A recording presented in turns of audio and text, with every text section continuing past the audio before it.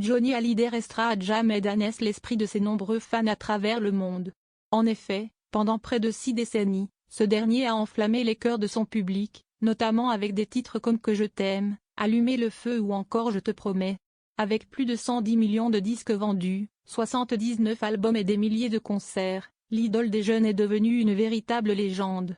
Sa disparition en 2017 a donc été un véritable coup dur pour la France, particulièrement pour sa famille. Si Johnny Hallyday était encore en vie, ce dernier aurait célébré son 82e anniversaire le 15 juin dernier.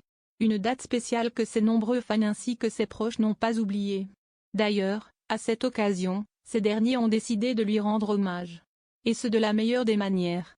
En effet, Pascal Obispo, grand ami du chanteur et la fille du taulier Laura Smith ont dévoilé le titre Appelle-moi Joe. Un projet important pour le chanteur, mais aussi pour l'actrice de 41 ans qui a vécu cela comme une sorte de thérapie. Avec ce clip en hommage à mon père, je me répare. Je me sens enfin apaisée, comme rarement depuis son départ, a-t-elle révélé.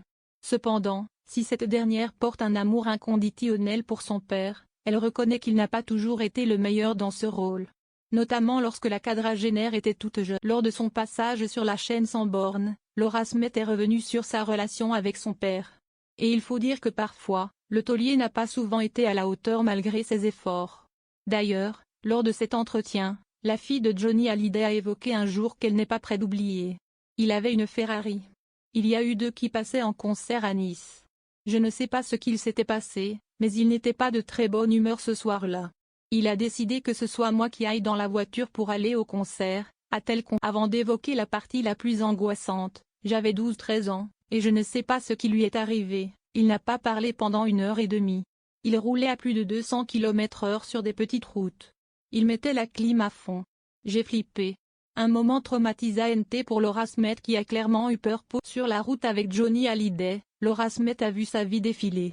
Heureusement pour cette dernière, cette conduite irresponsable de l'icône des jeunes n'a pas tourné à la catastrophe. On est arrivé sain et sauf, on a vu le concert, il était content, a-t-elle raconté.